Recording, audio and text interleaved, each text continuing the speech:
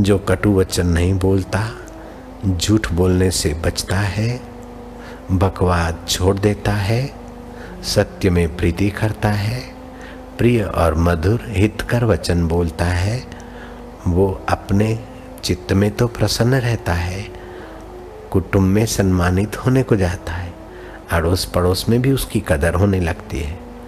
उसके अपने तो अपने होते हैं, लेकिन पड़ोस से रहित तो दूर के भी उसके अपने हो जाते हैं। अपनी जाति के तो अपने होने लगते हैं, लेकिन दूसरी जाति के लोग भी उसके अपने हो जाते हैं।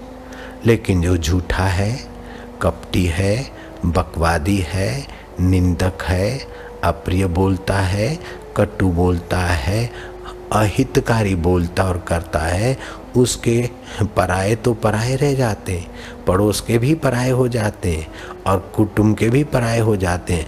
उस मूर्ख के तो अपने भी पराये हो जाते हैं। लेकिन वो बुद्धिमान है जो भगवत शांति से अपने इस सद्गुणों को विकसित करता है। कटु वचन नहीं बोलता, झूठ बोलने से बचता है, बकवाद से बचता है, निंदा छोड़ देता है, सत्य में प्रीति करता है, मधुर वचन बोलता है, हितकर वचन बोलता है, सारगर्भित बोलता है और प्रसंगोचित बोलता है। ऐसा व्यक्ति स्नेहभाजन हो जाता है। उन्हीं का कुटुंब अच्छा चलता है जो कुटुंब का बड़ा पक्षपात रहित सारे कुटुंब का ख्याल रखता है। उनका कुटुंब लंबा समय संयुक्त कुटुंब रहता है।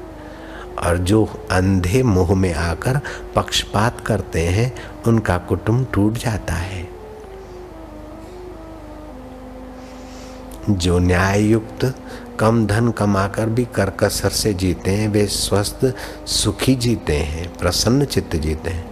लेकिन जो पाप का धन कमाकर ऐश आराम करके भी सुखी जीना चाहता है, वो सुविधा में तो होता है, लेकिन बीमारी और अशांति उसको सौगात में मिल जाती है। न्याय युक्त सत्यता पूर्वक कमाया हुआ धन थोड़ा भी बहुत सुखदायी होता है, और अन्यायपूर्वक ढेर धन, बहुत सारी सुविधाएं भी अंतरात्मा को सुख नहीं देती।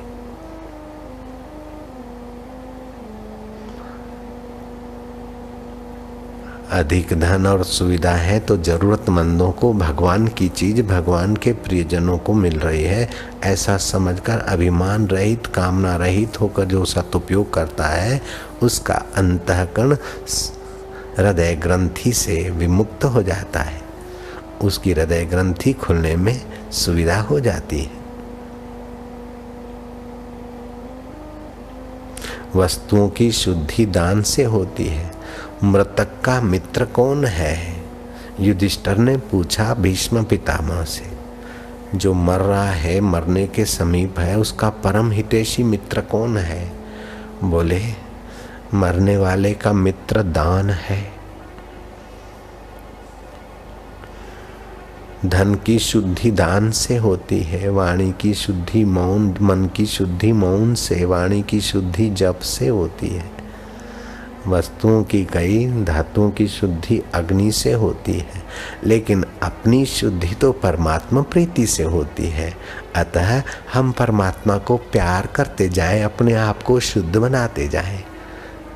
प्रभु तेरी जय हो, प्यारे तेरी जय हो, मेरे दाता, मेरे आत्मदेव, मारा वालुड़ा, मारा कानूड़ा। हम अपनी शुद्धि करें। कपड़ों की शुद्धि तो रोज हो जाती है, घर मकान की शुद्धि दिवालियों के दिन में खूब होती है, लेकिन अपनी शुद्धि तो भैया कदम कदम पे करनी आवश्यक है। अपने आप को छोड़ नहीं सकते, घर मकान और शरीर को ऊपर ले जा नहीं सकते। जिसको छोड़ नहीं सकते उसकी शुद्धि कर डालो ना। स्वयं की शुद्धि परमात्मा प्राप्ति अथवा परमात्मा प्रीति के उद्देश्य बनाने से स्वयं की शुद्धि होने लगती है।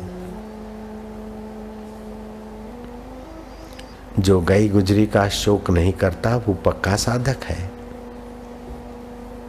जो वचन देने में जल्दी नहीं करता और वचन पालने में फिर देर नहीं करता, उसको साधन भजन में और समाज में इज्जत मिलती है और बरकत मिलती है। सच्चे शिष्य मिलजुल कर प्रेम नम्रता से काम करते हैं। सच्चे गुरु भाई मिलजुल के प्रेम से नम्रता से काम करते हैं और कच्चे कुत्तों की नहीं लड़ मरते हैं।